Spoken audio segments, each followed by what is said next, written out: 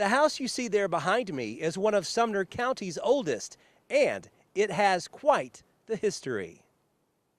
So the name is the DouglassClarkHouse, and it's named for the two major families that actually occupied the home for the majority of the house's existence. So Elmore Douglass was the original purchaser of the property.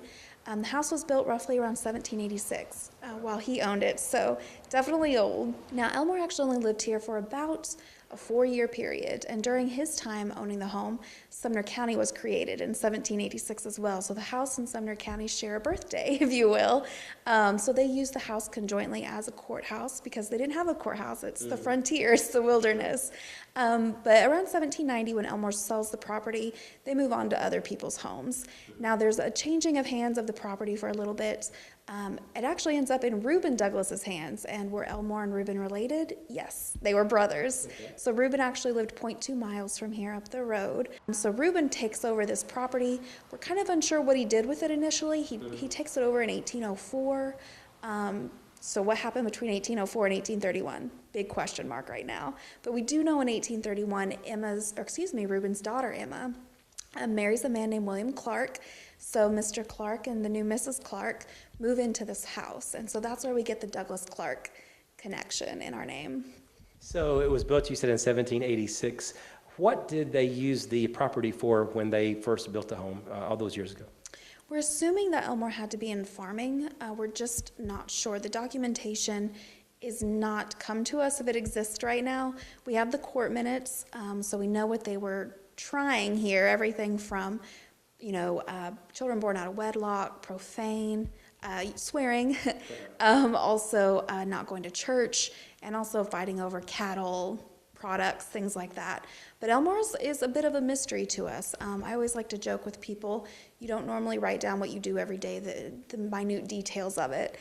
So what we have of Elmore is very official and legal right now. So we think it was farming, but who knows? Yeah. Now, as far as the Clark family is concerned, how long did they live here? So they move in around 1831. They start their family as young couples do, and by the mid-1840s, they have quite a large group of children. So they actually add on to the original house. In 1847, they're expecting their 10th child together. However, the father, William Clark, he dies very suddenly at age 41. So he leaves a young wife pregnant with her 10th child here at the home. And we know he was a Methodist minister, so that may be why he ended up in the area. Initially, he was from Maryland. He probably may have been a circuit rider. We're just not sure, but the Douglasses were very heavily into the Methodist faith, so it makes sense that she may end up with a Methodist minister. Through his will, he did not have a will, through his estate, when they record everything that he has, there's a lot of tanning products, leather working. Now, I don't know if William Clark did that. He did have a male slave on the property named Marcellus. It's possible Marcellus did that and generated income for the property. So we know he was the minister.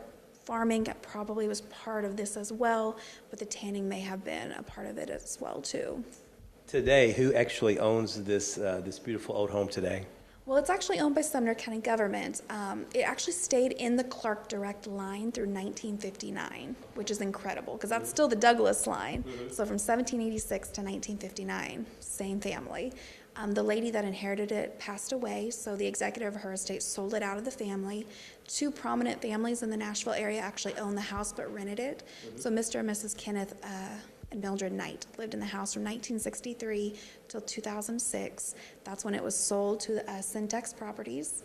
They built the subdivision and they donated the house and 8 acres roughly to Sumner County government.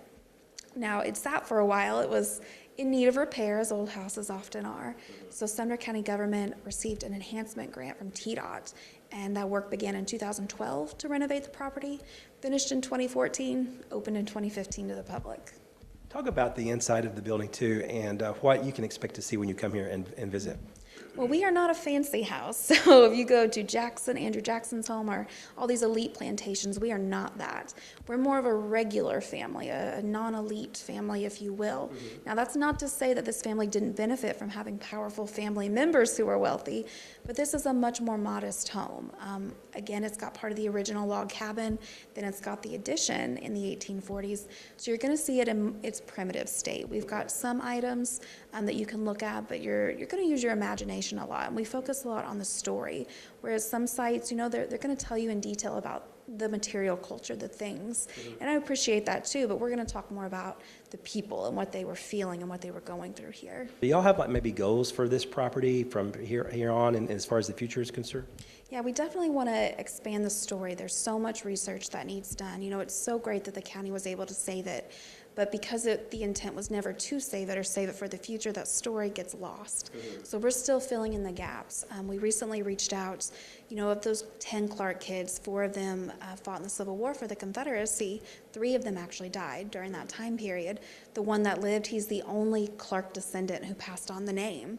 So we reached out to that family. Is there the living descendants we could find? We want to get in touch with as many descendants from this Douglas clan and this Clark clan that we can, and tell them the history. We want to do more group activities here as far as the history goes. We recently actually did a music festival in November called the Grand Old Gallatin Music Festival. That'll be happening again this year, November 3rd, 2018 now, aren't we? And that was really just to highlight the music that the families would have heard.